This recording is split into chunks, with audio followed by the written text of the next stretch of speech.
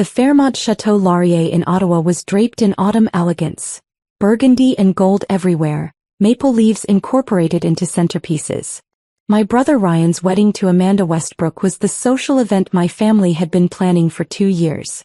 The Westbrooks were old money, the kind with senators and Supreme Court justices at their dinner parties. I stood near the reception hall entrance, watching guests find their name cards. Couples laughed together.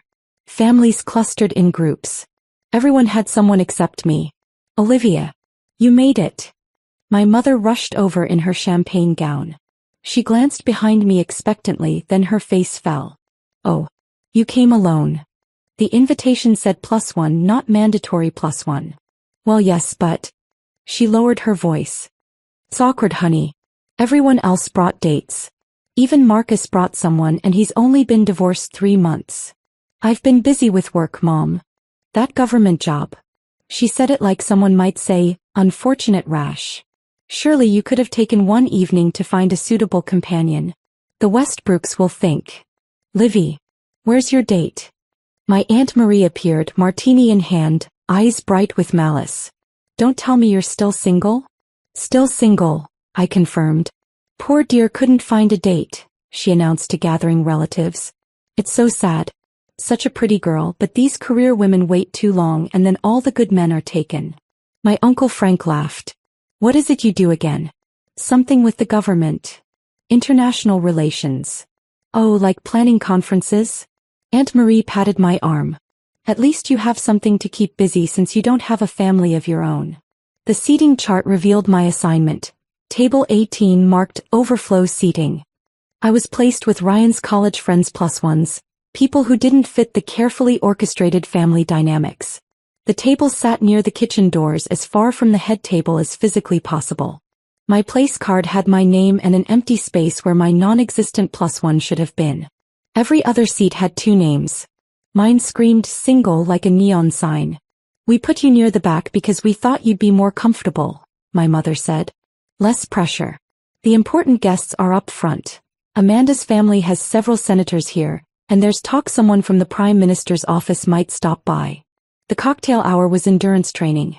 I circulated with wine I didn't drink, making small talk with relatives who'd decided I was the family disappointment.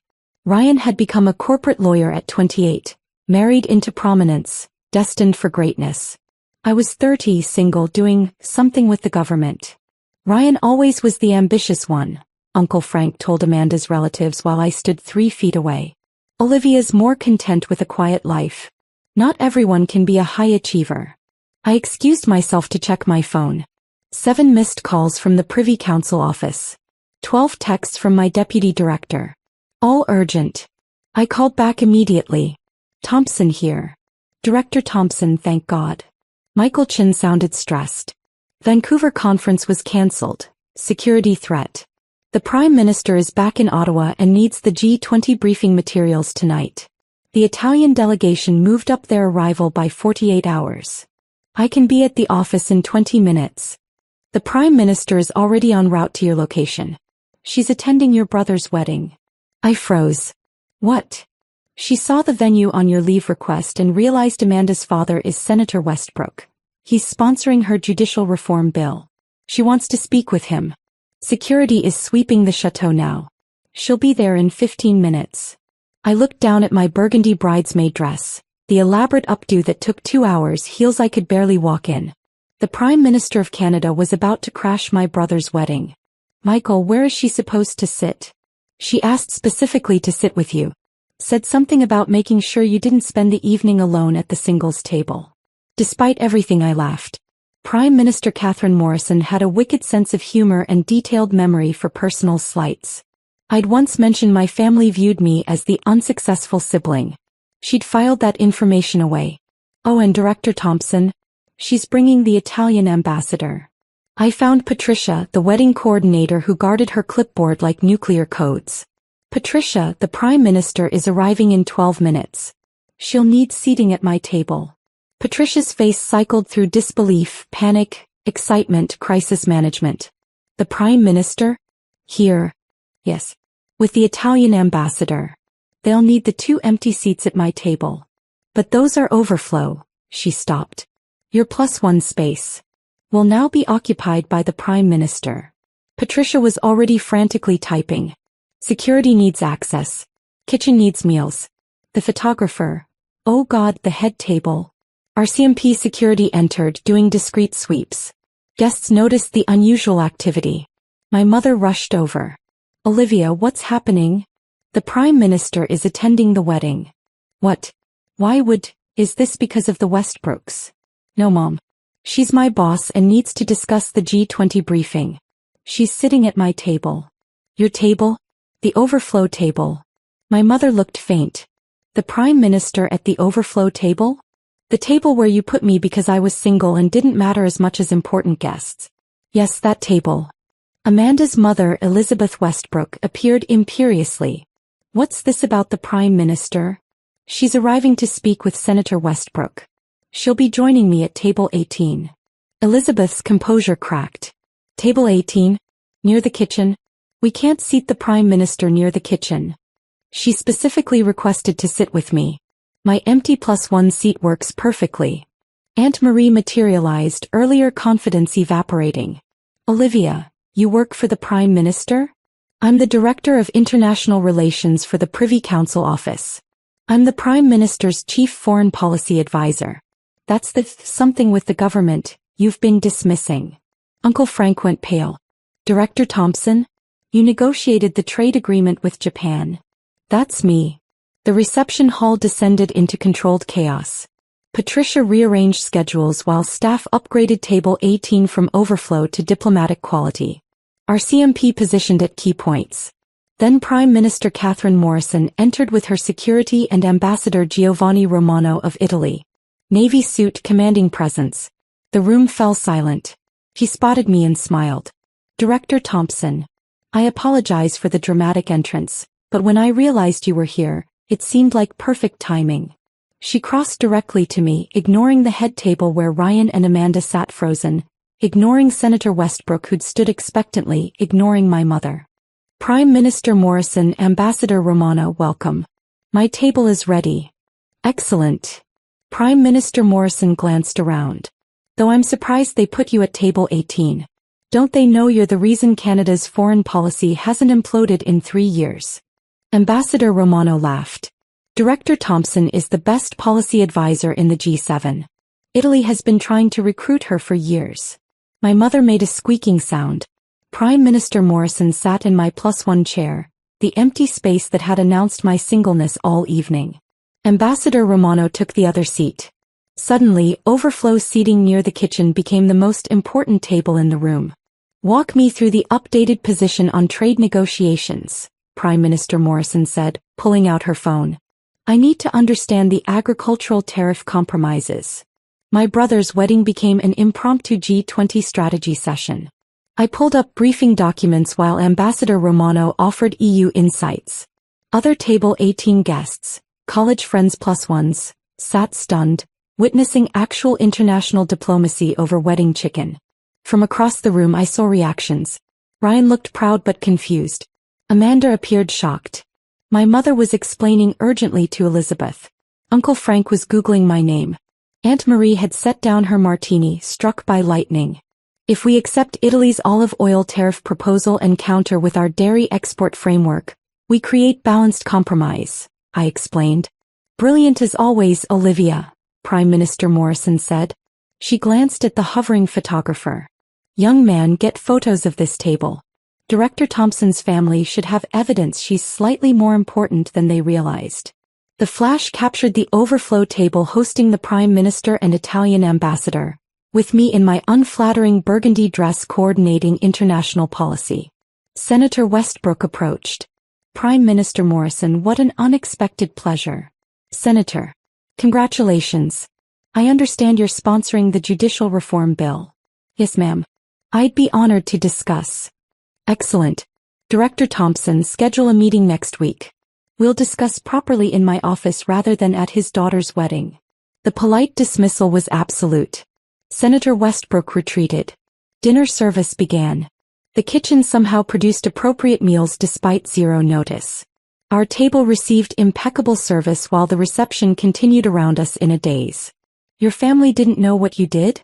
Ambassador Romano asked quietly. They knew I worked for the government. They assumed clerical work or planning conferences. The invisible woman syndrome. My daughter faces the same from her husband's family. Prime Minister Morrison finished and stood, preparing to leave for Parliament Hill. But first she addressed the entire hall, voice carrying practiced authority. Ladies and gentlemen, I apologize for interrupting this celebration. I want to thank Ryan and Amanda for their hospitality. She smiled. I also want to recognize Director Olivia Thompson, who many know as family but may not know as one of Canada's most valuable diplomatic assets. The room was silent. Olivia has spent 5 years shaping Canada's foreign policy. She negotiated the landmark trade agreement with Japan. She designed our Arctic sovereignty strategy. She's leading G20 preparation with 17 nations. Last month, the UN asked her to mediate a European dispute. She resolved it in 72 hours. She looked at my mother.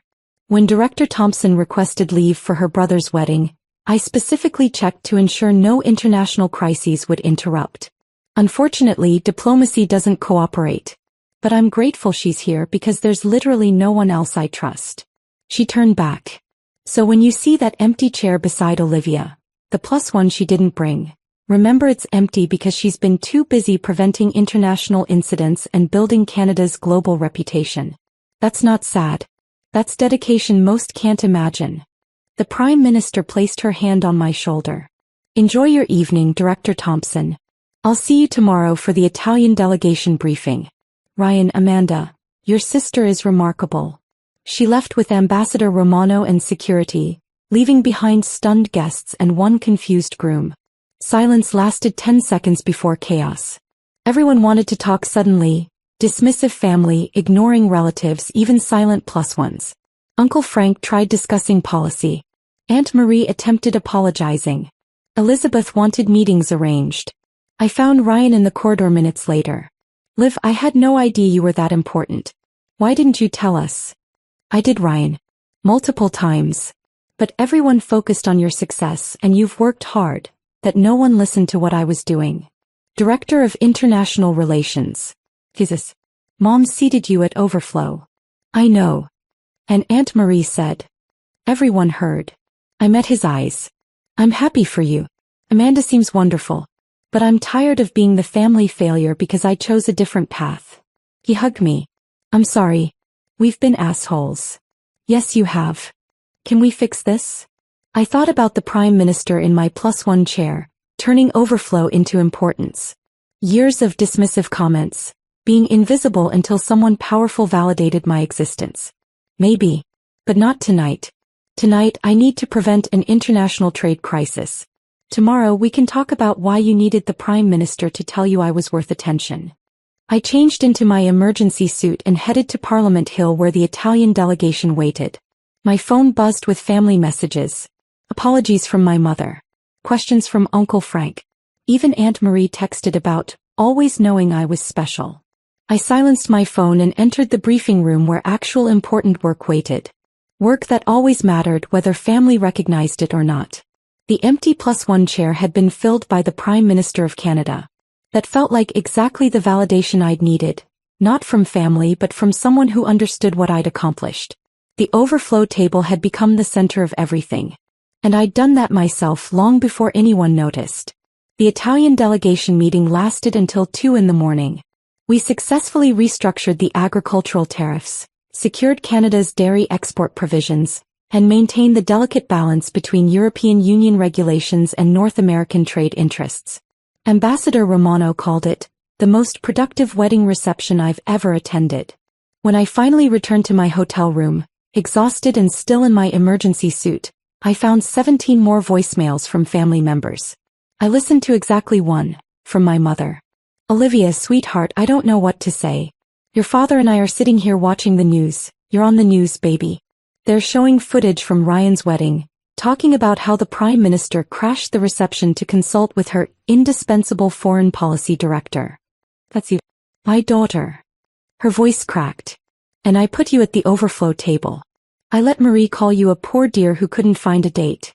I spent 30 years telling you to be more like Ryan, And all this time you were preventing international crises. There was a long pause, the sound of her crying softly. I failed you as a mother.